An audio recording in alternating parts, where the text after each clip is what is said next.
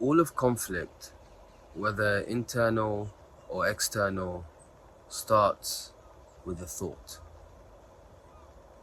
Just one thought. Something along the lines of, I know better than you do, my idea is better, I deserve this more than you. Something along those lines. And so when millions of people die in bloodshed and war, it's got to do with some of those ideas.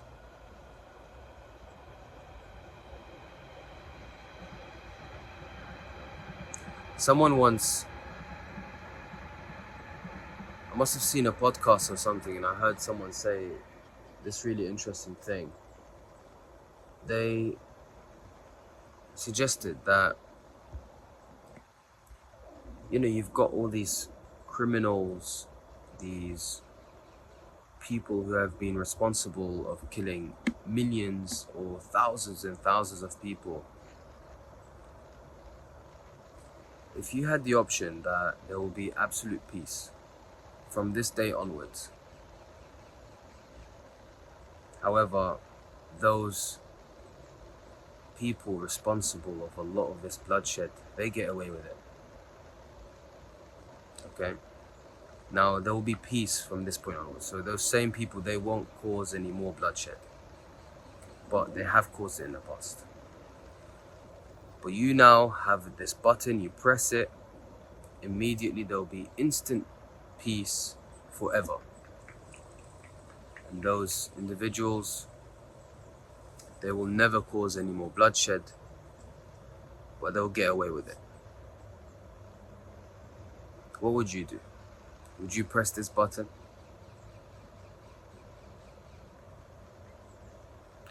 It's of course an ideal scenario, but what's quite interesting about this thought experiment is it makes one realize that someone's got to step up, which typically is normally known as stepping down. Okay? Normally, when someone wants to reconcile the conflict, solve the problem, you might have had a very bad argument with a loved one. One of the parties has to come forward and say, look, I'm sorry. I want to fix this. And usually, the willingness and the choice to come and go through with the apology and to reconcile and solve the problem, that willingness comes from the realization that, look, we've been caught up in a little back and forth, but ultimately the bigger picture is the recognition that we don't want conflict, neither of us. So really, to solve this, let's put aside whose fault it is. Whose fault, who's done this, and his fault, it's his fault who's done that. If one can rise above the finger pointing, if one can rise above the endless numbers of justifications as to why someone deserves more pain than I do, right? Or someone deserves more peace than they do, or whatever. If we rise above this imbalanced way of looking at situations, the solution will immediately be there. The solution will immediately be there. Now, I can't change anyone's opinion. But if you truly value prosperity, peace, progress, justice, love, compassion, above your own desires, your own personal desires, if you truly value these things, then you're there. This recognition is very simple. It's very simple. And that's the reality. Someone's got to step down. Now,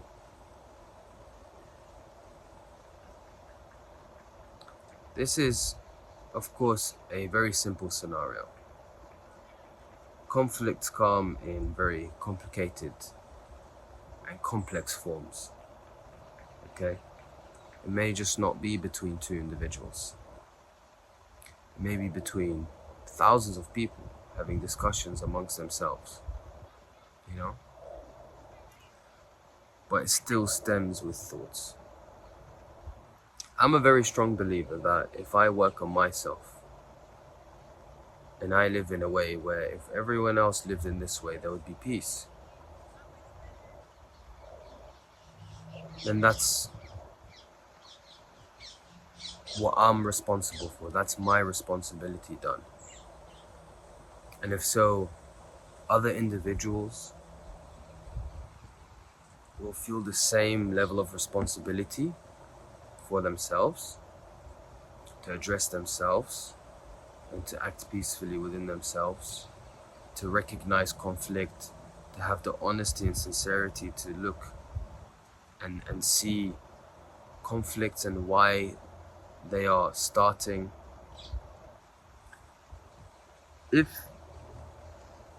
that takes place, if one individual decides to work on themselves, it's as though they have worked on all of humanity. Because one person is everyone, and everyone is one person. With enough clarity, one can see this. And with that same clarity, it becomes so futile, it's so silly. Why would I want to hurt someone else? It's not even about, oh no, I don't want to hurt someone because I'll get bad karma or I'll get punished. No, it's just so pointless. What's the point? Whatever you gain from it, it's not worth it. You know, hurting someone for the sake of them feeling pain, it's not worth it.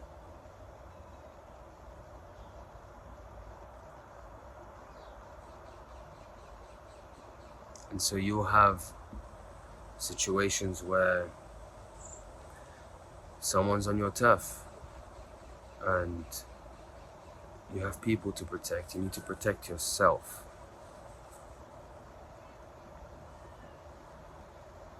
Do what has to be done to protect yourself.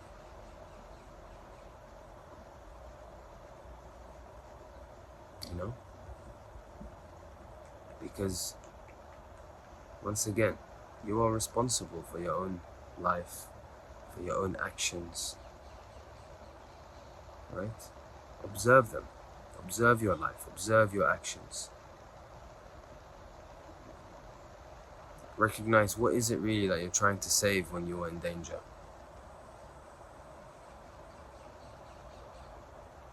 And then recognize why are you trying to save your loved ones. And then ask, are other people also trying to save their loved ones? Are my loved ones more important than other people's loved ones?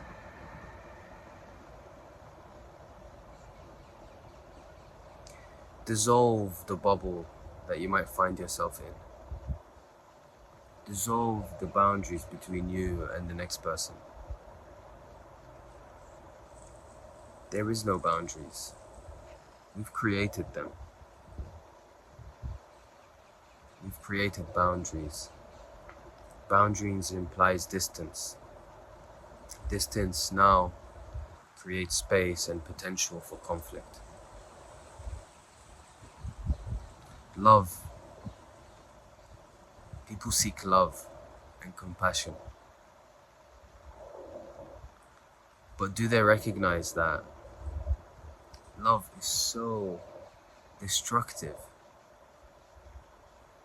It's like fire that just burns everything in its sight. Do people see this?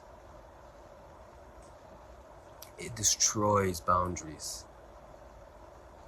It burns and dissolves through boundaries and limitations. It closes anything that may have distance. It burns through conflict. People seek this, but trust me, when they have the opportunity to be compassionate and love to that extent, they'd rather protect their own identity. They'd rather protect their own thoughts, their own opinions, their own memories.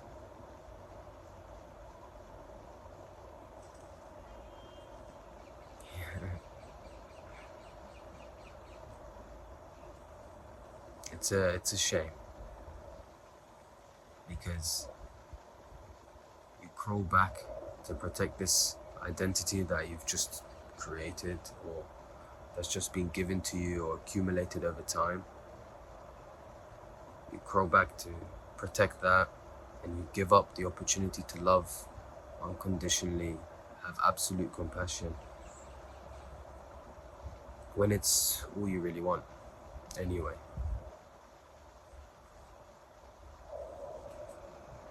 What you are protecting is just a tiny aspect of life.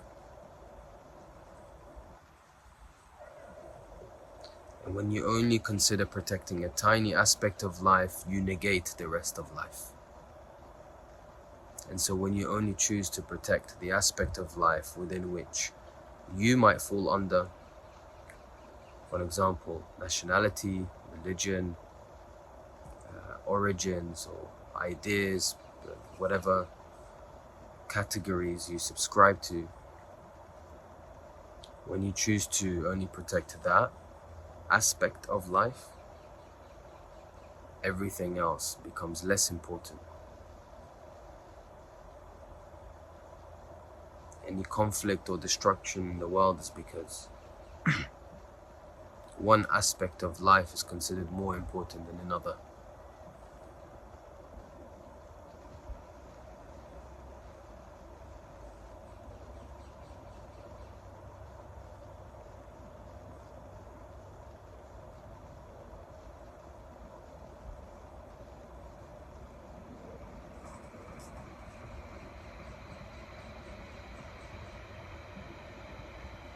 If you are ever blessed to have the opportunity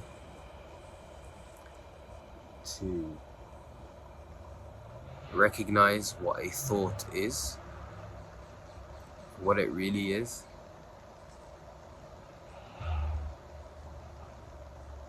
all conflict within your life will disappear.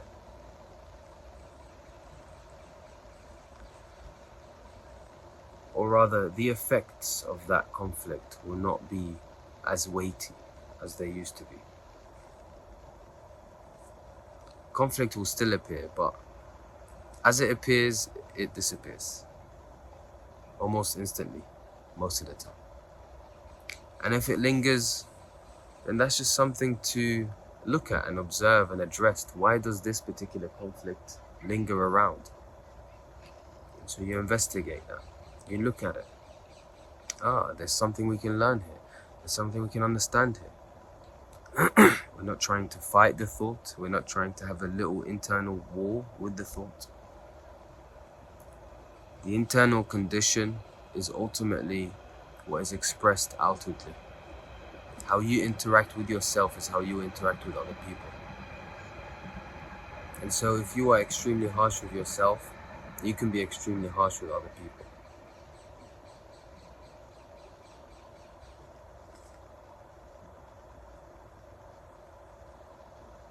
If you can be harsh with yourself, you can be harsh with other people. If you hate aspects of yourself, you can hate aspects of other people or life.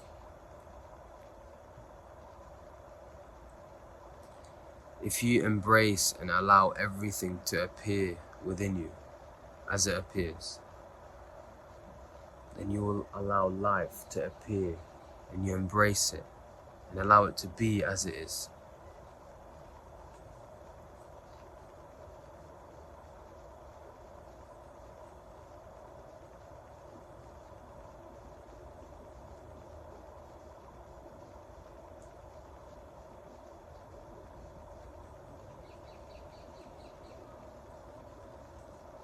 This isn't a matter of debate. What have debates done for us this far? They've done nothing.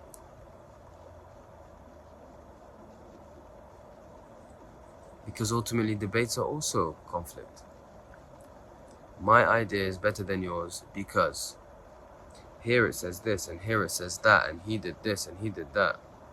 Yeah, but my idea is better than yours because he said this and she said that and this is better than that. Come on. How long will you keep playing this game for?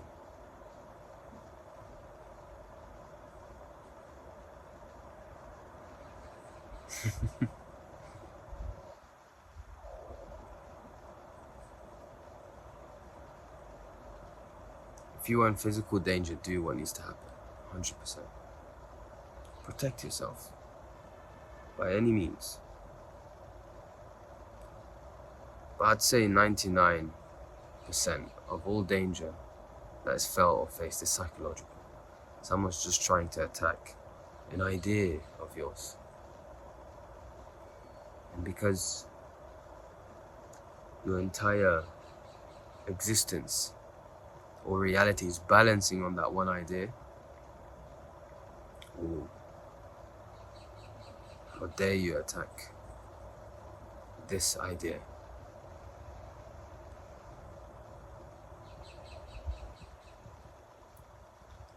If your entire existence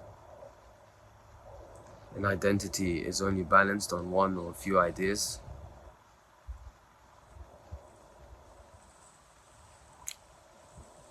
life will be an unstable journey.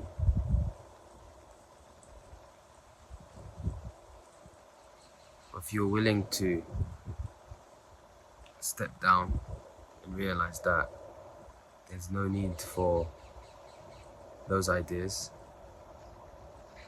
to sustain life, and that the earth continues to spin on its axis, the sun continues to shine, and everything's thriving as it is.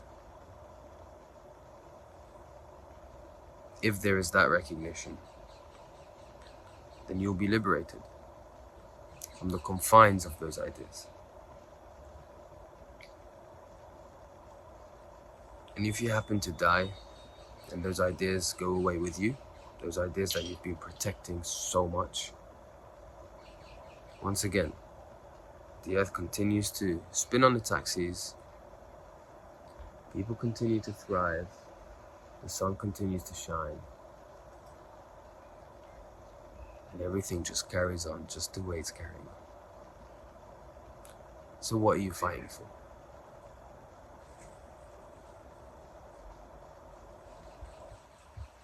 Honestly, what are you fighting for?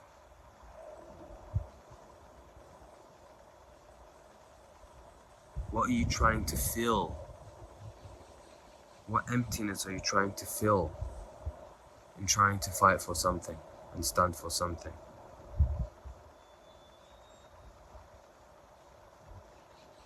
Would you even want absolute peace? Because if there is, then perhaps there isn't anything you're standing up for or fighting for. What will you do with your time?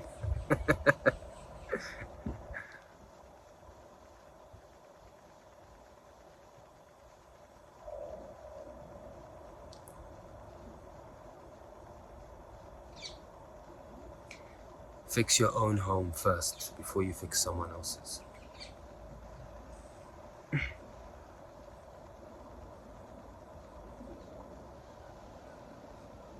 Just because the majority might be behaving in certain ways does not justify it as being the right way.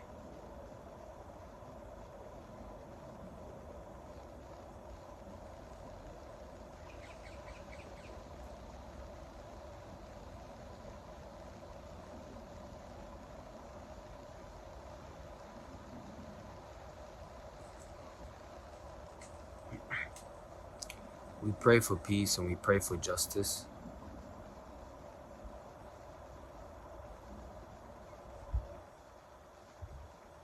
Within ourselves and outside ourselves. Regardless whether you see that as one or not, we pray for peace and justice and prosperity within ourselves first, and then we wish it upon others too.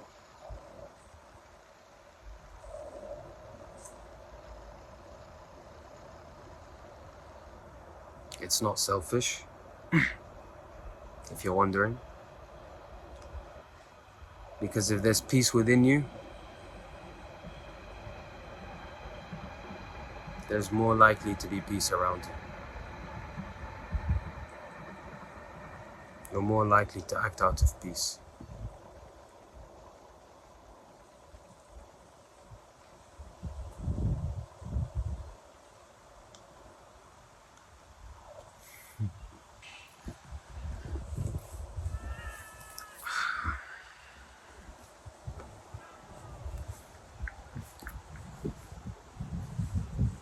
Thank you for watching.